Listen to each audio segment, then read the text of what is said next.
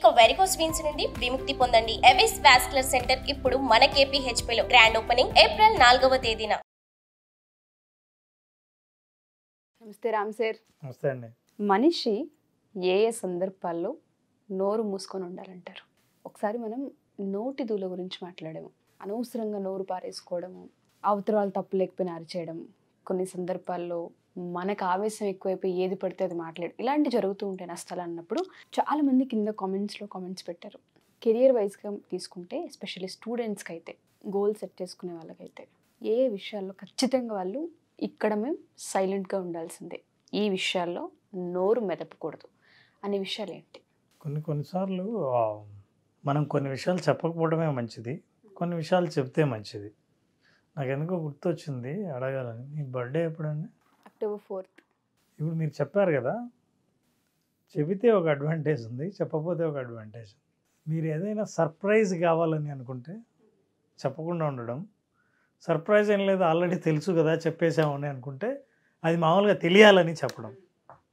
మనం ఎప్పుడైనా లైఫ్లో పెద్ద గోల్ని ఎప్పుడైనా మనం సెట్ చేసినప్పుడు ఈ గోల్ని చూస్తే మీ చుట్టుపక్కల వాళ్ళు ఎవరైతే నవ్వుతారో, మిమ్మల్ని ఎగతాళి చేస్తారో, మిమ్మల్ని మీ లక్ష్యాన్ని చాలా చిన్నదిగా చేసి చెప్తారో, అట్లాంటి వాళ్ళు చుట్టుపక్కల ఉన్నప్పుడు మీరు ఈ గోల్ చెప్పకపోవడమే మంచిది.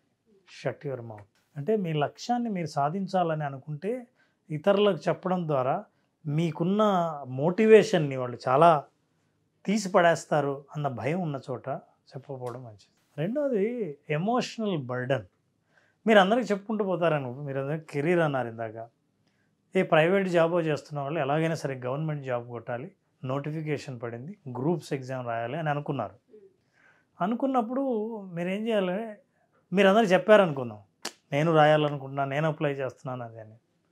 అప్పటి నుంచి మీ చుట్టూ మిమ్మల్ని ఎంక్వైరీ చేసేవాళ్ళు ఎక్కువైపోతారు. అవును, ఏమైంది, ఎగ్జామ్ కట్టావా, చదువుతున్నావా, ఎక్కడ ట్రైనింగ్ తీసుకుంటున్నావు, అవును నీకు టైం ఎక్కడ దొరుకుతుంది. ఇప్పుడు మీకు ఈ ఇన్ఫర్మేషన్ ఇన్పుట్ ఉందా మీ బర్డన్ని పెంచుతుంది. ఇట్లాంటి బర్డన్, మామూలు చదువుకోవడమే, టైం తీసుకుని చదవడమే మీకు బర్డన్. ఈ బర్డన్ మీద ఈ ఎంక్వైరీలో బర్డన్ పెరుగుతుంది.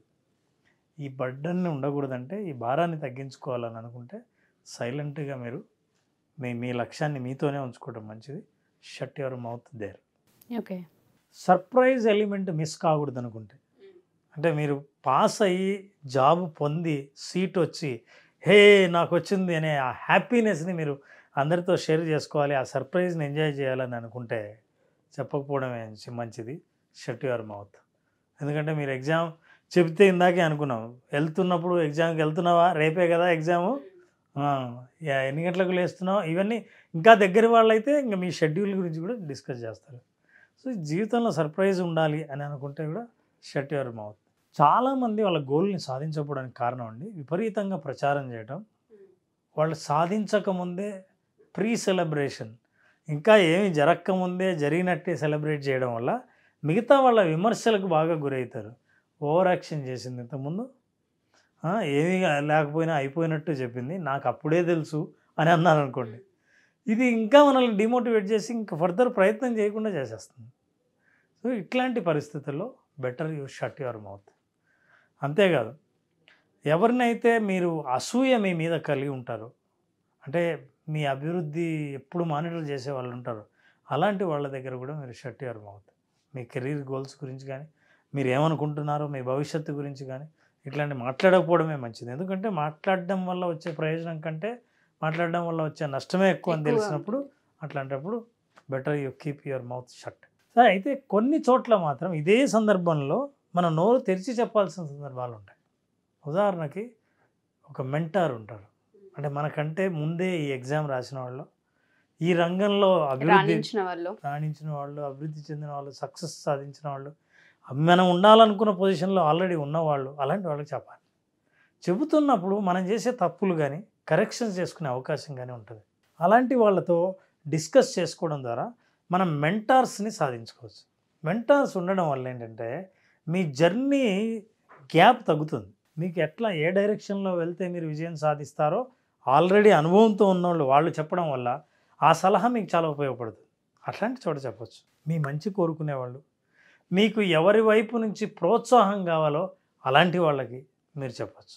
అయితే గోల్ సాధించే విషయంలో సహజంగా మామూలుగా ఏం చెప్తారంటే చెప్పకపోవడమే మంచిది, మీరు మీ వద్దే ఉంచుకోండి అని. అండ్ ద మోస్ట్ ఇంపార్టెంట్ ఎందుకు చెప్పకూడదు అనుకుంటే, మీరు ఫోకస్ చేయాలనుకుంటే, మీరు చేయాల్సిన పనిని, మీరు చదువుకోవాల్సిన సిలబస్ మీద కంప్లీట్ ఫోకస్ చేయాలనుకుంటే డిస్ట్రాక్షన్ లేకుండా ఎవరితో చెప్పకపోవడమే మంచిది. ఎవరితో చెప్పినా సరే మీ ఫోకస్, ఇంకోటి ఫోకస్ లేకపోవడానికి కారణం ఏంటంటే, మనం చెప్పినప్పటి నుంచి మన ప్రెషర్ పెరుగుతుంది. వాళ్ళకి చెప్పామే, ఇప్పుడు పాస్ కాకపోతే, సీటు రాకపోతే, జాబ్ రాకపోతే వాళ్ళకి మొహం ఎలా చూపించాలి, ఇవి చాలా ఎక్కువైపోతాయి. దాని ఆలోచన వల్ల మీకు ఎక్కువ ప్రెషర్ పెరగడమే కాకుండా ఫోకస్ తగ్గిపోతుంది. ఫోకస్ తగ్గిపోవాలనుకుంటే మీరు ఏం చేస్తున్నారో ఎవరికి తెలియక్కర్లేకుండా సైలెంట్గా మీరు చదవండి. మీరు సైలెంట్గా మీ ప్రయత్నాలు చేయండి. మీ ప్రయత్నాల నుంచి పాఠాలను మీరే నేర్చుకొని అప్పుడు విజయం పొందినాక అందరూ తెలుసా ఆవిడ మా బంధువే అని చెబుతారు. నాకు బాగా తెలుసు, అయ్యో ఆమెకు గ్యారంటీ పొటెన్షియల్ ఉంది అని చెబుతారు. సో సాధించిన తర్వాత అందరూ మన గురించి గొప్పగా చెప్తారు. సాధించకముందు మనం ఏం సాధించాలనుకుంటున్నామో చెబితే దాని చుట్టూ రకరకాలైన అల్లికలు అల్లి మిమ్మల్ని ఇబ్బంది పెట్టే పరిస్థితి ఉండకూడదు అనుకుంటే మీ గోల్ని మీరు సైలెంట్గా వర్క్ చేసుకోవడం మంచిది.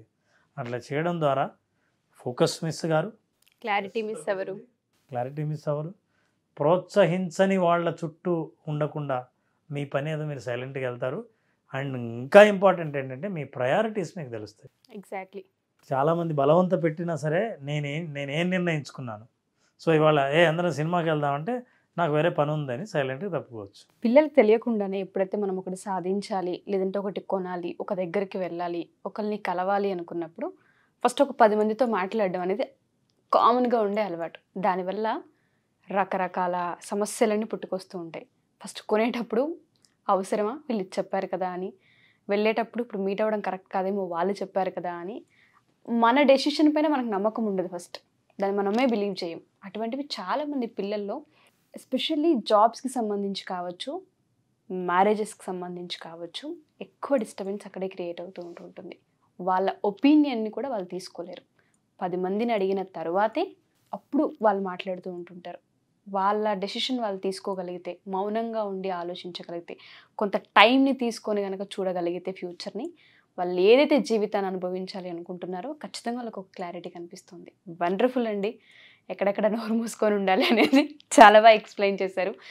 ఎవరైనా స్టూడెంట్స్ ఇటువంటివి గోల్ సెట్టింగ్ చేసుకునే ప్రాసెస్లో కావచ్చు, లేదు అంటే ఏదన్నా బై చేయాలనుకునే వాళ్ళు కావచ్చు, కొంతమందికి సొంతింటి కళ ఉంటుంటుంది, కొంతమందికి కారు కొనుక్కోవాలంటుంటుంది, కొంతమందికి ఈ గోల్డ్ లోన్ క్లియర్ అయితే బాగుండని, కొంతమంది ఆడపిల్ల పెళ్ళిళ్ళకి సంబంధించి ఏదైతే చేయాలి అనుకుంటున్నారో మన విజువలైజేషన్ త్రూ, అంటే ఏ విధంగా కామ్గా వాళ్ళలో వాళ్ళకి ఒక క్లారిటీ వచ్చేలా, కాన్ఫిడెన్స్ బిల్డ్ అయ్యేలా, విజన్ని ముందే చూడగలిగేలా, వాళ్ళవే వాళ్ళు క్రియేట్ చేసుకునేలా ఏ విధంగా హెల్ప్ అవుతుంది అంటారు? నెక్స్ట్ బ్యాచ్ ఎప్పుడు ఉండబోతుంది?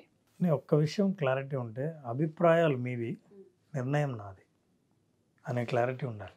ఏంటి సార్? అభిప్రాయం మీది, అభిప్రాయాలు, నిర్ణయం మాత్రం నాదే. మీకు అభిప్రాయాలు ఇచ్చే హక్కు, ఉండే హక్కు మీకుంది, కానీ నిర్ణయం తీసుకునే హక్కు మాత్రం నాకు.